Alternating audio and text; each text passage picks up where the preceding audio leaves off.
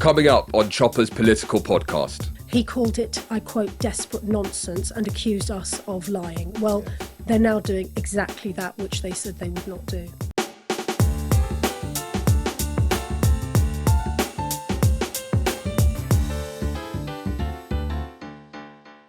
Welcome back to Chopper's political podcast, where I bring you the best guests, gossip and stories from our studio here in the heart of Westminster. My name is Christopher Hope, GB News' political editor, but you knew that anyway, didn't you?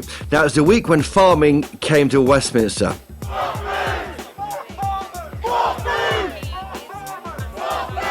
When all that was going on, I was 5,500 miles away in Rio de Janeiro, Brazil. Yes, hard life, isn't it?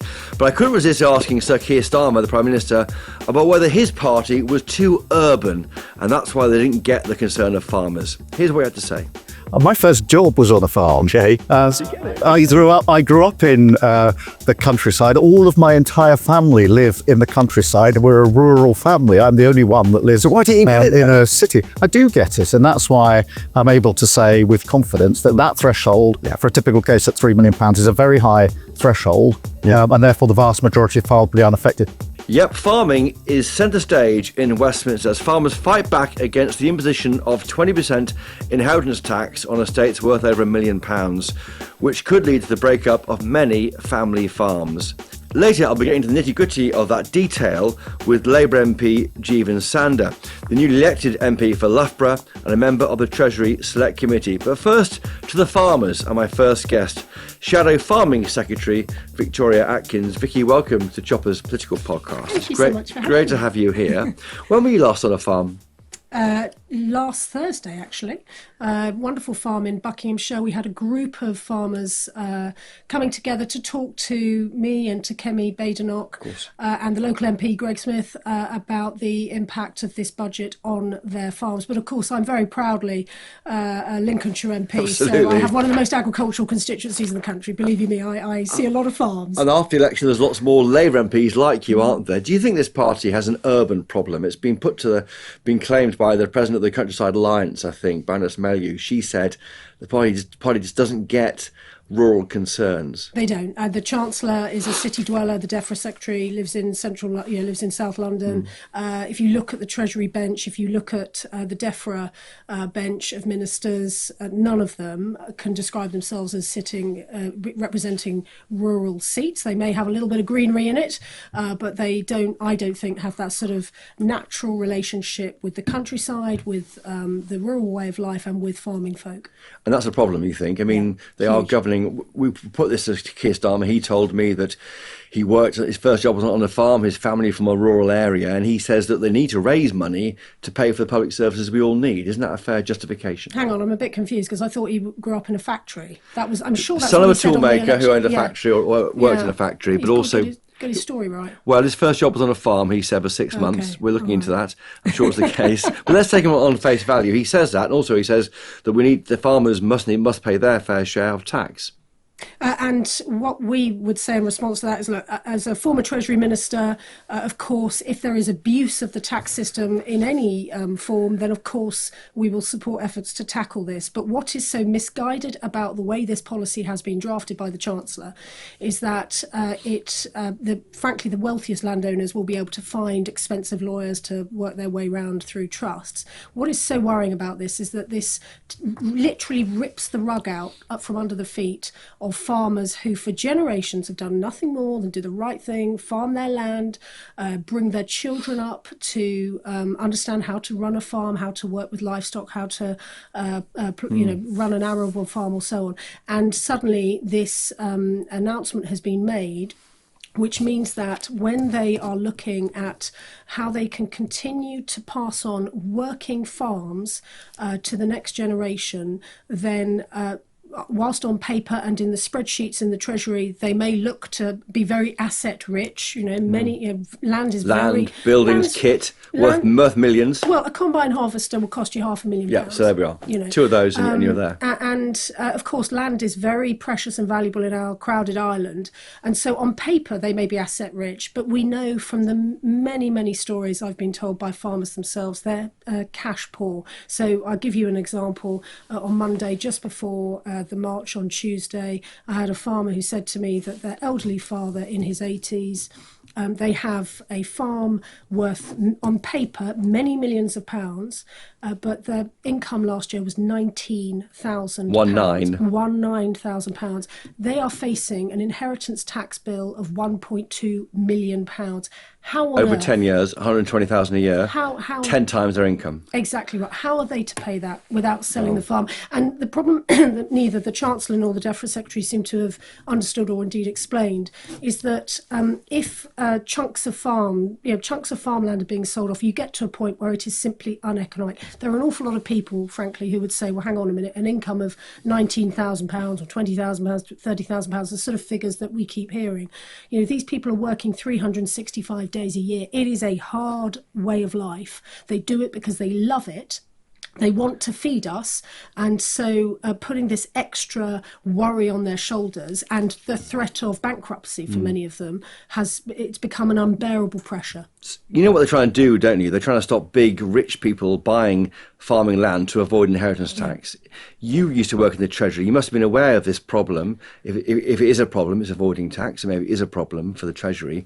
How would you have tackled this problem? Well, or why didn't you try and do it? As previous chancellors have already said, you get a list of possible revenue raisers or options for chancellors and treasury ministers to look at, and then it is the job of the ministers and the chancellor to apply their political brain, if you like, to those options and to see whether they are, first of all, whether they are in fact revenue raisers, but also the social and personal impacts that these policies have. And it isn't just the inheritance tax that is going to affect farms. We know that the national insurance hike will affect not just farms but businesses across the country. We know that the BPR, I'm going to get a bit technical here, but the business property relief element of the inheritance tax policy will affect not just farming businesses. Well, why didn't you close this loophole is my question. And so having looked at this, it is such a complex area that we took, rather like with winter fuel payments, we decided that this was not the way to try to tackle those few people that we believe are, that are alleged to be abusing the system. And what is so disappointing about this policy is that it seems to be, Labour seem to be painting pretty much all of the farming sector as somehow trying to dodge tax. They're not. They're just trying to run their family businesses and pass on the farmland to the next generation. And so they have, rather like with winter fuel payments, they have put this bludgeon of a policy on the table that are going to have very, very real. There was this confusion about Rachel Reeves. I interviewed her for the channel early this year, I think, or late last year, and when they announced a planning of cracking down on tax, well, she called it avoidance. And evasion. I think there's a confusion there between evasion and avoidance. One is illegal, one is legal. I don't think they understand the difference. Again, before I came into politics, I used to prosecute tax fraudsters. You're a fraud barrister. Exactly. So, there is a very, very, very significant difference between evasion and avoidance. And what is also becoming even more confusing as the days develop and Labour are trying to find arguments, to support their policy decisions, is that having announced that they're making this change in order to stop tax avoidance, we now have the DEFRA Secretary and others saying that they're advising. Well, I think it's the Farming Minister, Daniel Zeichner, doing that. I think the as DEFRA well as Steve Secretary Reeve, did it yesterday. I read reports. And right, of course I was out the country. I was in Rio. I'll be corrected if the reports are wrong or inaccurate. But they are now telling farmers they can avoid paying this tax. So why on earth are they putting this tax forward? But how you avoid it is not clear, because the trust means you can't take. You basically have to move out the farm and pass it on 7 years before you die, I reckon. I'm no expert though. Don't take my advice. And what is also concerning, they keep bandying these figures around, which, by the way, the OBR have called highly uncertain. And they use. What do you believe then on those figures? Of 3 million. Well, so I had 500 affected or 70,000 affected over a lifetime. So I'll give you this figure, and then I'll promise you I'll come on to that. So they keep using this figure of 3 million. where they say the property can be worth. In fact, if you look at the how that policy, how that spousal allowance is implemented, if someone is widowed or they are not married, for whatever reason, that by definition they don't have their spousal allowance to pass on to their children. So when they talk about 3 million, that assumes that it's two couple who are married, that they can use that allowance between the couple. That simply isn't the case for many families, and so this figure that they're using to justify their policy is wrong on their own reckoning. And in terms of the other figure they've used about the number of farms affected, again, I had a meeting in order to try and understand Labour's policy and to try and find elegant climb downs for the government on this, because I want to get the right result for farmers, and they seem not to be counting all the possible routes to this inheritance tax relief. They don't know, for example, the value of the farms that they are citing, this 500 figure. They don't know whether this would be quite clear. They say 500 farms a year will be affected. Yeah. NFU says as many as 70,000 in totality. So obviously they're different numbers there. But is it more than 500 a year? Have you asked the Commons Library to look at it for you yet? Or? We are asking. We've spent the last week or two trying to get clarity from ministers about how they've arrived at these figures, and it's so frustrating because they are unable to give us that clarity. And when we asked them, well, how much are these farms worth that you're citing, these 500 farms? They didn't know whether they were 1,000 acre arable farms or a pony paddock that somebody had bought by the side of their house. There's a massive difference. The change is coming in April 2026. Treading delicately, we know that suicide is an issue in farming families. Do you worry about the impact of this on people? I really, really do. And I've had, I won't speak about my constituency, but everybody in farming knows how tough it is and the pressures that people are operating under. And let's not forget as well that agriculture is the single most dangerous industry in which to work in this country because of the machinery and so on. And the very, very real worry that many people have, and they've been coming to me, messaging me, emailing me, speaking to me at the procession or the rally on Tuesday. There is a real worry that particularly older family members will feel wrong, a burden, that they will feel like as though they're a burden, and that is heartbreaking. And there could be an increase in farmers killing themselves ahead of April 2026. And what is that what you're saying? So all I can do is convey the concerns of farming families themselves. They're telling you that. And they are genuinely worried. And what I find, I just don't understand how when scenarios are presented to the DEFRA Secretary and others, they seem to swat them away. It rather like winter fuel payments, when this Labour government have been warned about the impact that taking winter fuel payments away from the most vulnerable pensioners who aren't eligible for pension credit, they've been warned about the impacts that will have. So too now we see they're being warned about the potential impacts, and there doesn't seem to be an understanding of that, and it's incredibly difficult. Because one of the reasons why 45,000 people came to the rally this week, that's the latest figures that have been given to me apparently from the Met Police.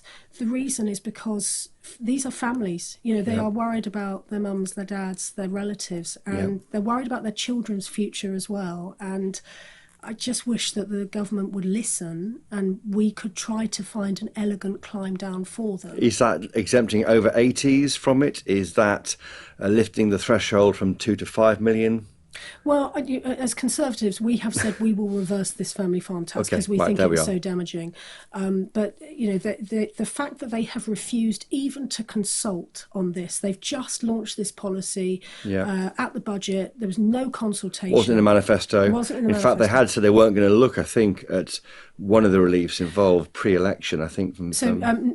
Steve Reed, in fact, said when this was put to him in the general election campaign, because Rachel Reeves kept calling it a tax loophole when it's not. It's a tax relief crafted over many years to try and protect well understood by the... He called it, I quote, desperate nonsense, and accused us of lying. Well, they're now doing exactly that which they said they would not do. There was yes. I mean, I'm going back, but that's the betrayal that farmers. Yes, feel. and that's why they feel so pressured. I mean, there's going to be And people have been, these are businesses. They are used to. They've had a hell of a time in recent years. We've all seen the weather on our television screens, or indeed lived in it. Lived with the weather. I've had farmers whose farms have been underwater for months because of the enormous floods that we saw last year in the wake of Storm Babette, for example. And so they've been trying to plan their businesses. And it's not just the IHT, the inheritance tax. They've also massively sped up the reduction of what are called BPS, or the delinking payments, which means that if farmers will have planned their businesses expecting payments in the region of £40,000 for some. From the government. From the government for managing their land, for taking on board, trying to support their businesses. They've just been told now in this budget that those payments will be reduced to £7,000. And what that means, as one tenant farmer said to me, what that means is he won't be able to pay his rent next year. Yeah. And I should just mention as well, there seems to be this misunderstanding by Labour that every farmer owns the land on which they farm. They don't. We have a huge community of tenant farmers, and as I had one Welsh landowner message me that if this inheritance tax comes in, the change, then he will have to sell the 6 tenanted farms on his estate, which means that'll be 6 families evicted, 6 families without their livelihoods, and, as he said, 6 sets of children whose futures are snatched away from them. So it's serious stuff here, and this will not go, and we'll come back to this on our podcast in the future. Stepping away from that very serious week for farmers, how are you finding opposition? Well, look, I came into government I came into politics, I should say, to do stuff, to produce, to provide some really effective and productive contributions to politics. I loved being in government. I loved bringing, for example, the Domestic Abuse Act through. Yes. I loved being health secretary, trying to tease out some of the issues in our NHS. And so, of course, I prefer to be in government. But equally, we got a very clear message from the electorate in July. And so my job now as Shadow DEFRA Secretary is to hold this government to account. And that's something that we as Conservatives are determined to do. And who are you back in the leadership election campaign? I forget now. Well, that was it feels like a long time ago, but we can are talk now, about it in amongst. We can, but hats off to all 6 candidates. Yes. But it was Robert Jerrick's the very answer. testing. But Kerry's leader, and you're okay with that? Yeah, absolutely, because she's, I think, had a really good start. Yeah. She was hitting it out of the park at PMQs, and she made council tax an issue last week, didn't she? She did, and we've Keir Starmer said one thing in PMQs, and then it turns out they're doing exactly the opposite, and raising council tax bills for us all. And then this week she addressed the rally of 45,000 people, telling out farmers that we're going to reverse their Labour's family. So we're finding out what she stands for a bit. Were you pro the early election? I forget now. It came as a surprise to me, it's fair to say. I was shocked the way that again, I'm going over old ground, but he said to us he's told the King this to stop the cabinet stopping him doing it. I think. I haven't sort of sat down with Rishi and talked through his decision-making process. I'd have loved a little bit more time. Some more challenge to that decision, maybe it may have helped. I had some ideas about prevention and governance and but maybe your party ran out of time. I mean, do you regret resigning and forcing out Boris Johnson? Do you regret doing that? I don't. At the time, it was the right thing. It was the right thing to do. It was a very difficult decision. I mulled over it. I was, really took it very, very seriously. But for me, it was the right thing, the right decision to do. And the health service, you were health secretary, weren't you, for about 8-9 months? You've seen West Street and got lots of money to spend there. I mean, there's a feeling that maybe Labour has the space, political space, to reform the health service in a way that you can't, given your government tipped so much money into it and the outcomes weren't improving. Well, I think the key to unlocking the NHS of the future is this focus on productivity. And I have to confess, I was concerned when they agreed that pay deal with junior or resident doctors, as they're now called, in the summer without any productivity reform. Because you were in talks with them about... I absolutely. I was in mediation with them, in fact, as the campaign was called. And of course, we want the strikes to end. That nobody could claim otherwise. But we had to find a way that was fair to the taxpayer and fair to patients as well as to the doctors. I'm a little bit worried that we've now had this giant pay rise across the board for train drivers and so on. And the message from Labour seems to be that it's coming off the back of pensioners with the winter fuel payment. Yes. And now we know farming families up and down the United Kingdom. Choices are being made here. And of course, they announced the increases on the same day as removing that Absolutely. allowance, which many viewers, listeners to this podcast are worried about. Yeah. Quick one for next week. How are you voting in this assisted dying debate? I'm still looking at the evidence. I'm taking very carefully the concerns and experiences of my constituents into account. This is a conversation that I've been having with some constituents for many years now, because as you can imagine, I've been a member of Parliament now for 10 years, and as you can imagine, over that period of time, people have wanted to talk to me about this issue. I'm also listening very carefully to the two sides of the debate and the events that they're holding. Yes. So I will obviously come to a conclusion. But you're not there I yet. don't want to rush it because it's so important for us all, actually. Yeah, right. Whichever way the vote goes next Friday, there will be people who are very disappointed, sadly, by it. So I think we just have to deal with it very delicately and carefully. We will do indeed. Listen, Victoria Atkins, thank you for joining us today on Chopper's Political Podcast. Great to have you here. Thank you. Thank you so much for having me. Victoria Atkins, thank you. My next guest is Jeevan Sander, newly elected MP for Loughborough and a member of the Treasury Select Committee in the Commons. Welcome to Chopper's Political Podcast in our deep state bunker here, buried in somewhere in Westminster. You are the last time Loughborough elected a Labour MP was in 1997, similar size Labour landslide. What have your constituents made about the change to being a Labour seat? Well, firstly, thank you so much for having me. It's great to be here. I think the country wanted change. That was not unfamiliar within Loughborough and Shepton and the villages and everywhere. So I think they said, look, this country was not in a great state. I think everyone would agree with that, and they wanted a change. I think now it's a chance for us to prove ourselves. We know, and we're seeing people move from between different parties all over the place. We have to deliver. If I deliver, I get re-elected. If I don't, I'm out of a job. You're a political scientist. I mean, and all the problems that the Tories, I would argue, didn't do much to help a lot of people, and that's why they got punished in the election, I think. But I mean, to what extent was the COVID pandemic and Ukraine war, 500 billion quid's worth of politics there, part of the problem? I think part of it was more about, everyone got hit by this inflation spike, but we had the worst hit in the world. Why? Because we didn't have, our homes weren't well insulated enough. We depended on natural gas that spiked up in price. So people, I think, did feel that hit them. But then a big moment was really the competence shock of the Trust budget. They saw a budget, they thought it was mad, and it just proved to be more and more mad as time went on, and they went, what's going on? The Prime Ministers, the Chancellors, they were sick of it. We'll come to that in a minute. So your previous job was Head of Economics at the New Economics Foundation, and what made you want to become an MP?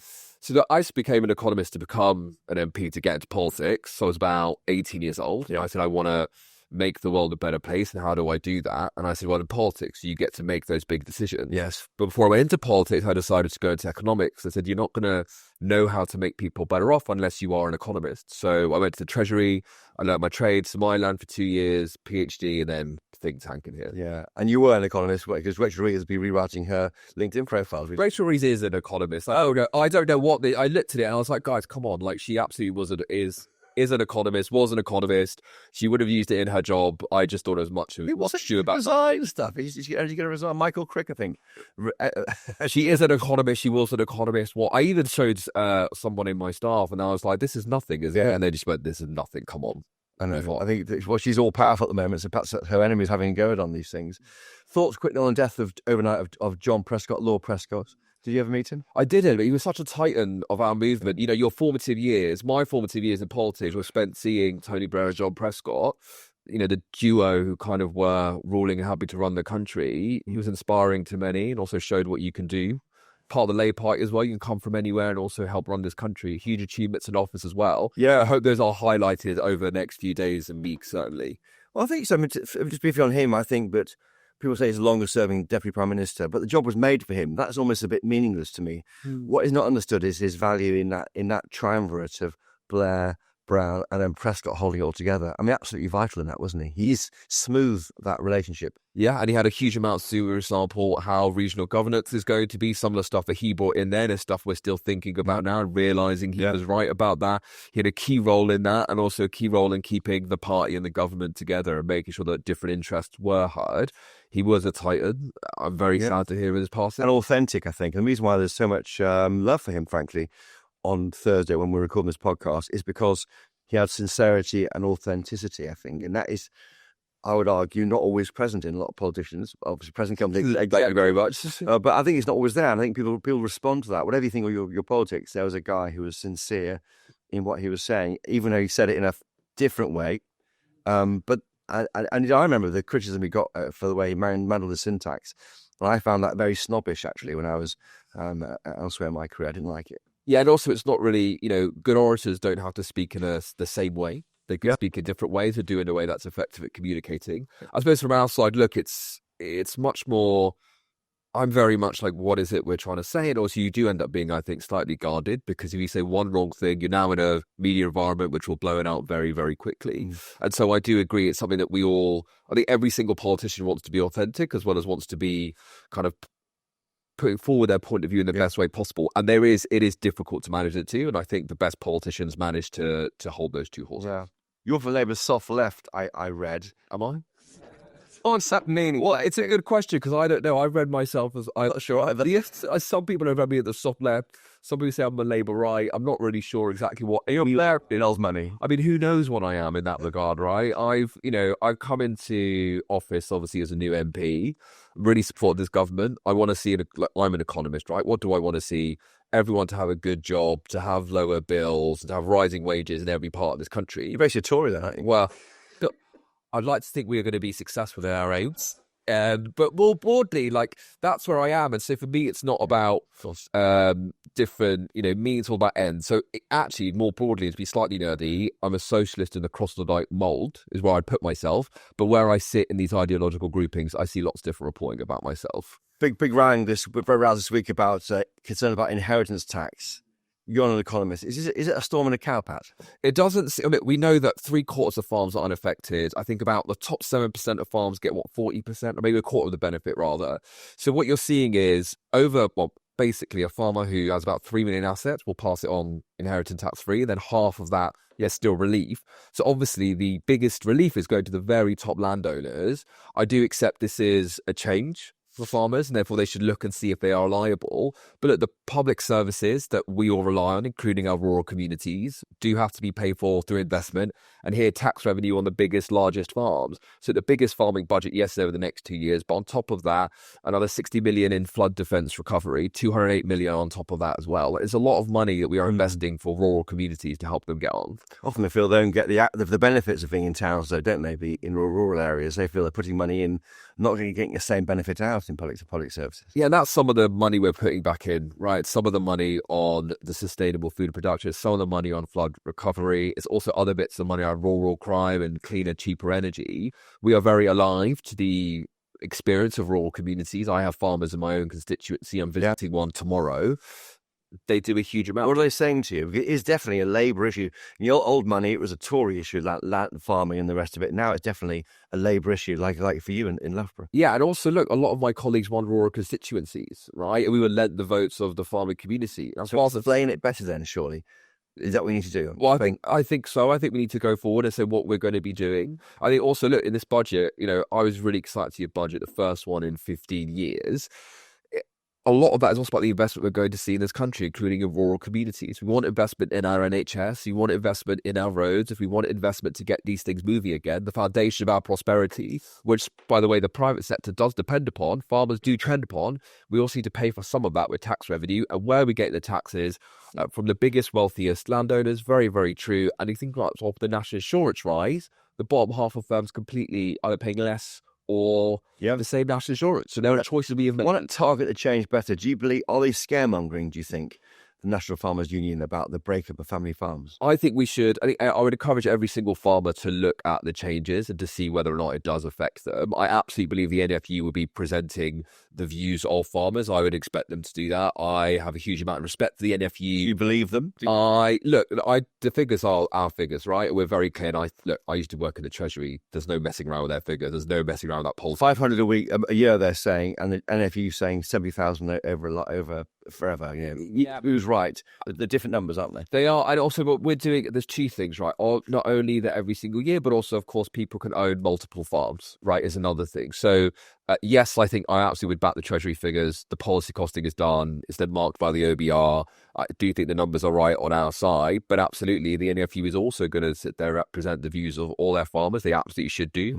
I'd encourage farmers to look at the detail and see whether or not they are impacted. But look, I have a huge amount of respect for the NFU, and I know how hard farmers have had it recently, not least of which with the trade deal that they have been undercut by. And they can, of course, avoid it, can't they, by putting money into a trust or the 7-year rule of gifting farms to the next generation. So some tax planning can avoid this. There will be tax planning. Look, each individual farmer and business will get involved in that. I don't think I'm qualified or allowed to give tax advice on this podcast. But so what we fine? What's the way out of this? Will it change? Will the threshold be lifted from 1 million to 5, maybe, or 3? Or will it be over 80s, over farmers age over the age of 80 are let off? I wouldn't expect. I mean, look, the budget has been set and the budget is done, and we're moving forwards, right? They are changing the budgets. So it has been changing the part. Budgets. I mean, this budget. Look, it was a budget that was thought about for a really long period of time. Yes. We had I suppose rather the department had a sub. I know how hard they thought about it and planned it and moved it forward. And the other side of it is this something I'd also, encourage your listeners to say.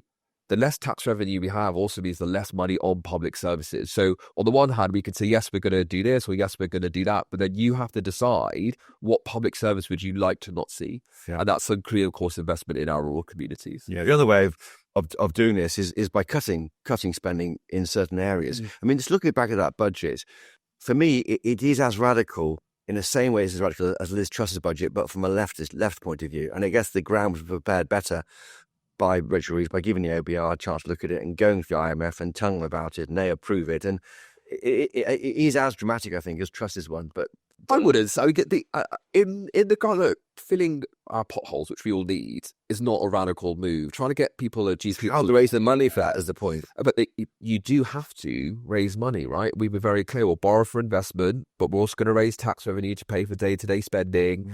If you can't get your GP appointment, you do need to raise that tax revenue. What are the choices we made? The wealthiest people in this country. So trying to protect those people who are trying to pay their bills, struggling at home, middle-class families, and also making sure that we're raising tax on those who can pay it, to pay those public services. And that isn't just about and it is about whether or not my kid get a hospital appointment, but it's also about the 3 million out of work. That's absolutely the right choice to make. And it's also what we were elected to do. Growth isn't great, though. It's anemic. Is that a worry for you? Certainly the big point of the election, of the manifesto you were elected under, was growth. And that is exactly what we're investing in, right? So there's a couple of things to come up. Remember, the planning reforms that we have not yet been scored by the OBR. Secondly, of course, the forecasts can change as well as numbers get better. This investment will pay off.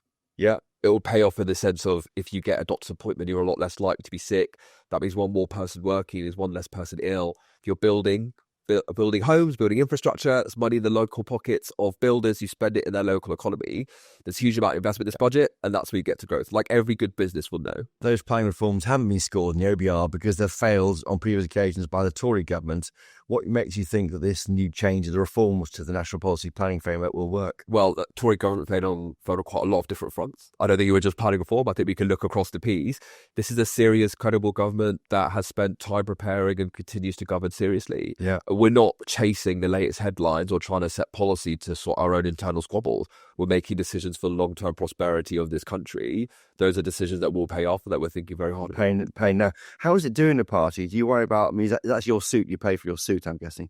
The rows about freebies and free suits and glasses and clothing, it's unedifying, isn't it? It's the thing of, what is it that people, when I spoke to them on the doorstep during the election, speak to me now about?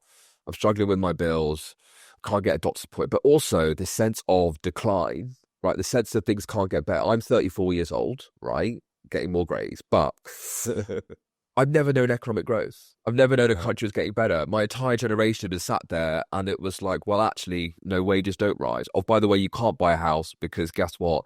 It would take you, I think, 20 years now to you saying 5%, as opposed to 3 years for our parents' generation to save for a deposit because of how much house prices have risen. You blame immigration for that, net migration being so high?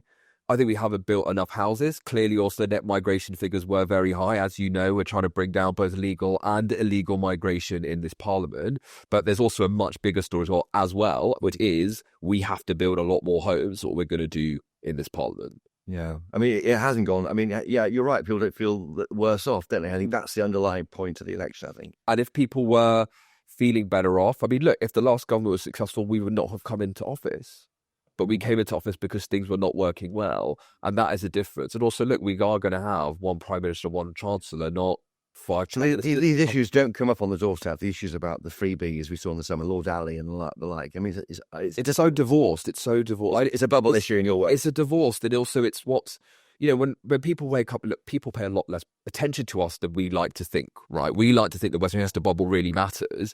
What matters? They get maybe 20 to 30 seconds of news a day. That's probably the bulletin clip on Capital News. Some people spend more time, but most people are rightfully concerned about, what am I going to get the kids for dinner? How much are the bills? Those are things that really matter to them. Those are things I'm going to be judged upon at the next election. Like you said, the Labour Party won in Loughborough at this election. We lost a seat in 2010. So if we deliver, then I will stay in a job.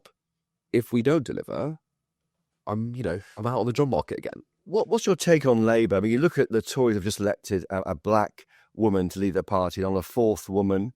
Labour have this lots of white blokes leading it, don't they? I mean, as a man of colour, what do you think of that? Do you think that why are they getting it right and Labour can't get it right yet in terms of being progressive in who they elect? I don't really believe in that kind of identity politics. No. Actually, from my perspective... Some of your colleagues do, you see, is why I asked. Well, from my perspective... I mean, I voted for Keir Starmer. I backed Keir Starmer. I think he was the best person out of those very talented lineup, but I thought he was the best person. For me, I vote for the best person of the job, right? Obviously, there are a lot more ethnic minority MPs. We had a majority of women, female MPs. I think the Tories don't have, which the Tories don't have. So, look, in the future, I would expect those things to happen, right? But for me, when I come to making a decision about who do I want to be leader of the party, as I did last time, I looked at the available candidate and said, who is it I think is best? So from my personal perspective, it's not something that concerns me. And I hope that people who voted for me in the election didn't do so because of the colour of my skin. They did so because of who I was. Certainly. You worked in Somaliland as an economist in the Ministry of Finance. Can you explain Gavin Williamson's relationship with Somaliland? It's funny, I actually caught up with him the other day, and he said it was like former Tory chief whip. He is, yeah. He's lauded in there, isn't he? Oh, yeah, no, he is absolutely. I was aware of his campaigning on the issue before I got into Parliament, and I was like, what, Gavin Williamson, what happened?